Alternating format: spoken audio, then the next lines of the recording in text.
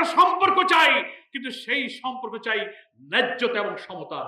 40,000 লোককে যারা ক্ষতবিক্ষত করেছে, সেই চিহ্নিত প্রমাণিত আদালতের সেই অপরাধী ফাঁসির আসামিকে আপনি জাতির সামনে সুপর্দ করেন। কোন জুলাই যোদ্ধা দেশপ্রেমিক আধিপত্যবাদ বিরোধী সৈনিকের উপরে আক্রমণ না হয়, এ ব্যাপারে আমাদের সরকারকে কঠোর নজরদারি করতে হবে। সরকার যারা ক্ষমতায় এখন আছেন, বারবার যারা এসেছেন, তারাই এদেশের স্বাধীন সত্তাকে বিকিয়ে দিয়ে এদেশের ইসলামী মূল্যবোধ ধ্বংসের জন্য তারা বারবার এদেশের মানুষের উপরে হত্যার ষড়যন্ত্র চাপিয়ে দিয়েছেন। আপনারা বর্ডার কিলিং করেছেন, আমাদের পানি সমস্যা, আমাদের অবিন নদীর সমস্যা, আপনারা ফেলানির মতো কাঁটাতারে ঝুলিয়ে রেখে এই দেশের মানুষকে হত্যা করা, আমাদের ট্রানজিট, আমাদের ট্রেড ব্যালেন্স সবকিছুকে পরিকল্পিতভাবে আপনারা ধ্বংস করেছেন। আমরা সম্পর্ক চাই, কিন্তু সেই সম্পর্ক চাই ন্যায্যতা এবং সমতার ভিত্তিতে। বিগ ব্রাদারলি অ্যাটিটিউড নিয়ে আপনি আমাদেরকে শাসন করবেন। আপনি যেমন স্বাধীন, আমরাও বাংলাদেশ একটি স্বাধীন দেশ। আমাদের পররাষ্ট্রনীতি, আমাদের অর্থনীতি, রাজনীতি, আমরা স্বাধীন হব। আমার দেশে কে নির্বাচনে যাবে আর যাবে না, কে সরকার গঠন করবে আর করবে না, that is up to be. এটা আমাদের দেশের জনগণের।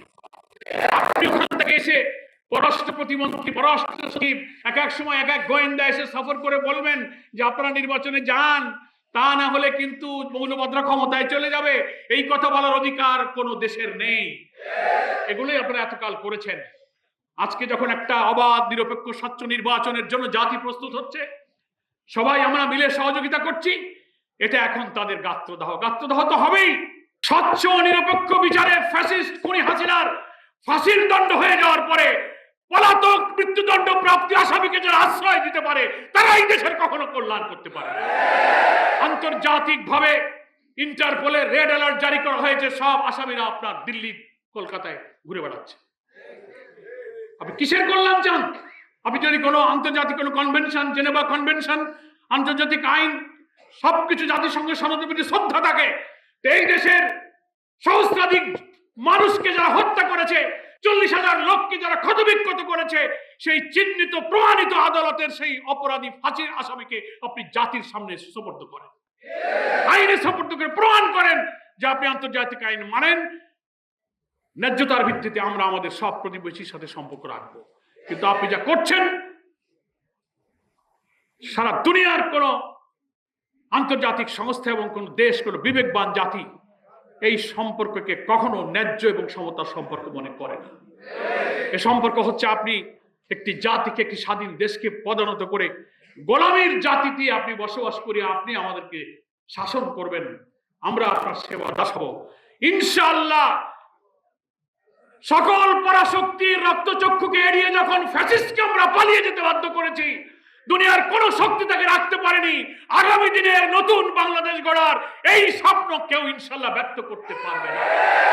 বাংলাদেশের 18 কোটি মানুষ একটি অবাধ, সুষ্ঠু, নিরপেক্ষ নির্বাচনের মধ্য দিয়ে বাংলাদেশ জামাত ইসলামীর সংগ্রামী আমির ডাক্তার শফিকুর রহমান জাতিসত্তা রক্ষায়, নতুন দেশ নির্মাণে যে জাতীয় ঐক্যের ডাক দিয়েছেন, সেই ডাকে জাতি আজ ঐক্যবদ্ধ হয়েছে। গ্রামে গ্রামে নতুন বাংলাদেশ গড়ার জন্য জোয়ার তৈরি হয়েছে। সেই জোয়ারে সামিল হওয়ার জন্য আমি বাংলাদেশের মানুষের প্রতি আহ্বান জানাই। আমাদের প্রিয় সন্তান তুল্য শরীফ ওসমান হাদির খুনিদেরকে অবিলম্বে খুঁজে বের করে আইনের আওতায় আনতে হবে, তার সুচিকিৎসা করতে হবে।